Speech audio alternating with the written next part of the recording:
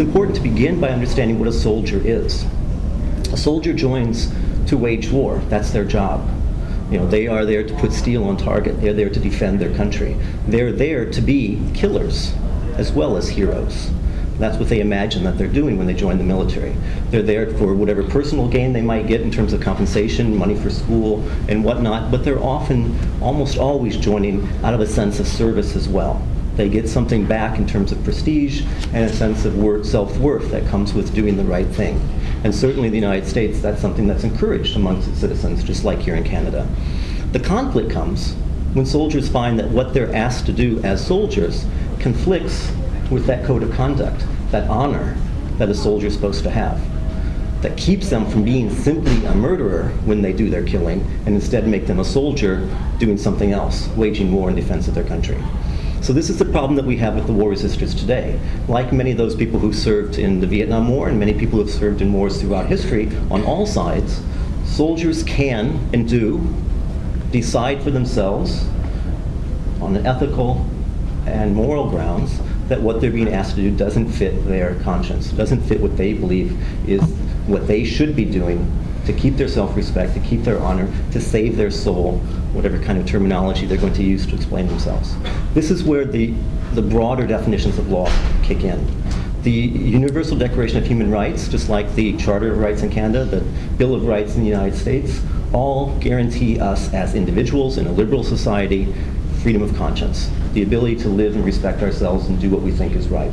The soldier has that as well, and the United Nations has been very explicit that even soldiers, even volunteer soldiers, still have that right to change their minds, to say that war is wrong if they don't want to participate in it.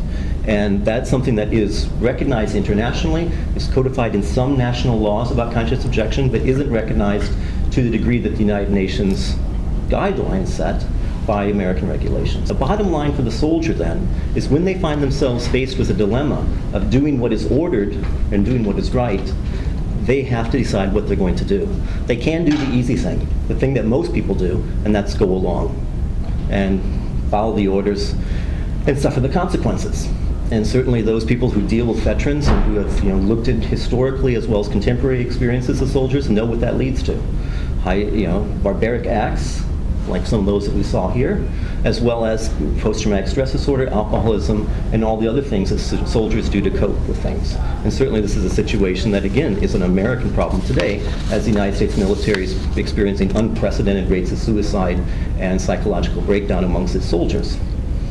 The braver thing to do, perhaps the more patriotic thing to do, is to stand up for your convictions.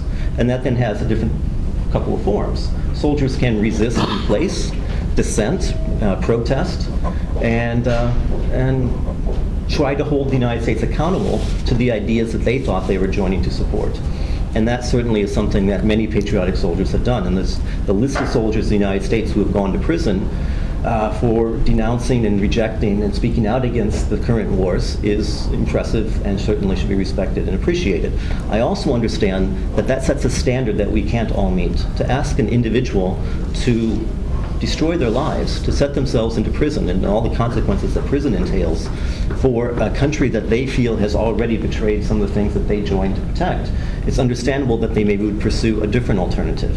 One that was pursued by 50, 60,000 of them back during the Vietnam era, and one that's being pursued by a couple hundred at least right now. And that's to decide to go follow their American ideals, to try to live up to the ideas of truth and justice that they thought the United States represented in another country. And this is a place where Canada steps in. Canada's been an alternative for Americans since the very beginning. The 20% of Americans who came north as United Nations loyalists during the time of the American Revolution were people that felt that what the United States to come was doing wasn't something they believed in. They had the alternative of coming to Canada to pursue what they understood was their dream here in North America.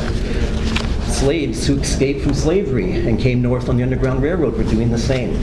Americans, again, smaller in number than those other two groups, but there were significant numbers who left the United States and came to Canada to join the military in World War II to fight fascism before the United States was willing to do so.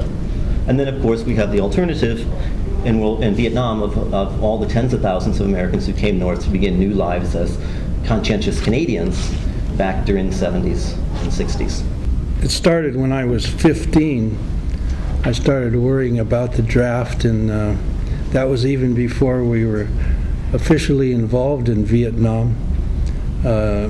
A friend of a neighbor came home in a box. When I turned 18, I started fighting the draft as a conscientious objector and went through many physicals and finally refused induction a couple of times, and that's when my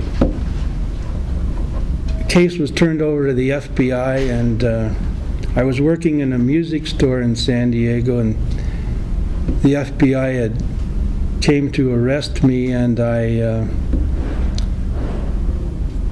wasn't sure. I was pretty sure I was going to go to jail. I was preparing for that for the 4 or 5 years I was facing the draft. I was about 21 by then. The life in jail looked quite scary to me, and I did, because of my kind of middle class background, I had the advantage as to finding out that Canada was an alternative. And talking with Quakers and Unitarians, I reached a San Diego professor who put me in touch with the Underground Railroad, and I was sent to Seattle and helped by a Quaker, and then a Unitarian minister finally brought me across the border, where after several weeks, I became a landed immigrant. It was fairly easy back then.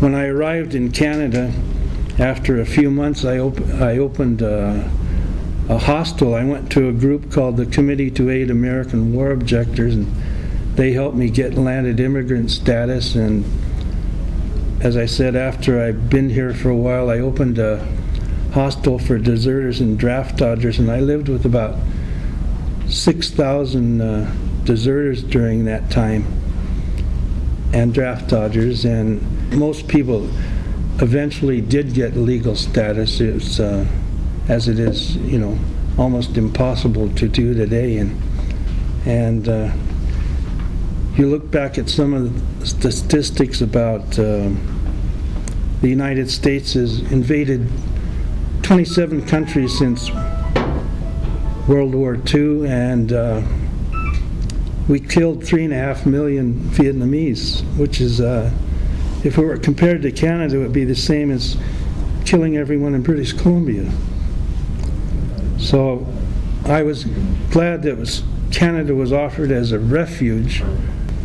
Coming to Canada, my own thoughts have always been, I wish I'd have come sooner, because as soon as I crossed the border, a great relief came over me, because since I was 15, I'd been worried about having to kill people or be killed.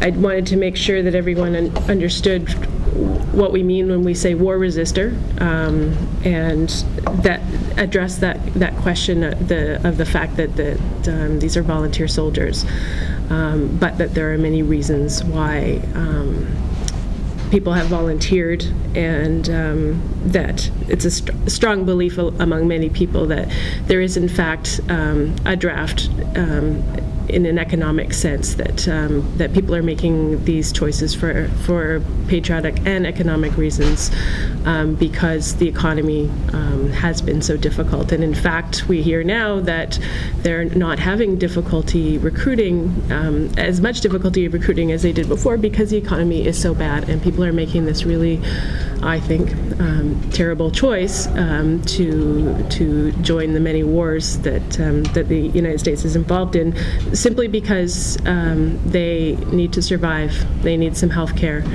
They would like to have a future with an education that they will never be able to afford. They have families that they need to support. So the campaign started in 2004 with the arrival of Jeremy Hintzman, who you saw in the film, and the recognition that Canadians who wanted people like Jeremy to have a place to live here in Canada needed to do something to make that happen, because it is no longer an option as it was. It was not easy, but it was an option during the era of the American War in Vietnam, that Americans could come to Canada and apply for immigration from inside the country, and that is no longer true. So when you're AWOL from the military and you believe you're being pursued, you can't sit around filing paperwork and waiting to hear whether Canada will let you in. So you come and you make a refugee claim. And so that is why the situation now is different legally than it was for the folks of Larry's generation. And we believe that although the refugee system is not the best way for people to come to our country, and it's unfortunately that it's their only option, it's a very flawed system in many ways. But we believe they have a legitimate claim as political refugees based on the fact that the war in Iraq was not sanctioned by the United Nations, and that soldiers have the right and obligation to refuse illegal orders, among other things. The problem that the war resistors have come up against is that the Immigration and Refugee Board calls itself a board, but in fact only one member decides on the cases of any case. The board refuses to allow discussion of the legality of the war, which is the basis for making a political refugee claim. There's really two approaches that legally the war resistors are taking at the same time. They're making a refugee claim. They're also making applications to stay in Canada on humanitarian and compassionate grounds. And those can be very broad. In the cases of some folks, it's medical. It may be medical reasons. For others, such as right now in the case of Jeremy, he's been in Canada for 7 years. He came with his wife and his son. They now have a daughter who's a Canadian. They are well rooted in our society with small children who are growing up in our society and entering school and those sorts of things. So that is another reason for a humanitarian and compassionate decision for someone that has come and made a life here. And so in both of those cases, to this point, none of the war resistors has been accepted on those grounds. And appeals have been made, appealing the decisions against the refugee claims and against their humanitarian and compassionate grounds applications. The bill that Jeff was referring to, private member's bill, would have created a much more humanitarian way for war resistors to stay in Canada. The government at any time has the ability to say people who fit a certain criteria can go through another route of immigration, and we've done it in the past. And the criteria were that they would be military people who have been forced to serve in wars not sanctioned by the United Nations, and that they would be subject to all the other rules that immigration puts on people in terms of their previous criminal behavior and all of those sorts of things. So one thing that has happened in the last year, there are still legal battles. You saw that basically only 2 people have been sent out of Canada. That is not to say that there are many people who are in a position of jeopardy, who at any time could have a decision against them. Here in Vancouver, in the case of Rodney Watson, he has actually received a deportation order and chose to seek sanctuary in a church, and he's been there since September 2009. And in his case, he has a Canadian wife and a child, and there has been no decision on his case, his application to stay on humanitarian and compassionate grounds. So he felt that all his options were not exhausted before the government tried to force him to leave, and that if he left his wife and child, they wouldn't be able to follow him, he wouldn't be able to support them, and if he were deported, he wouldn't be able to come back, possibly ever, to Canada.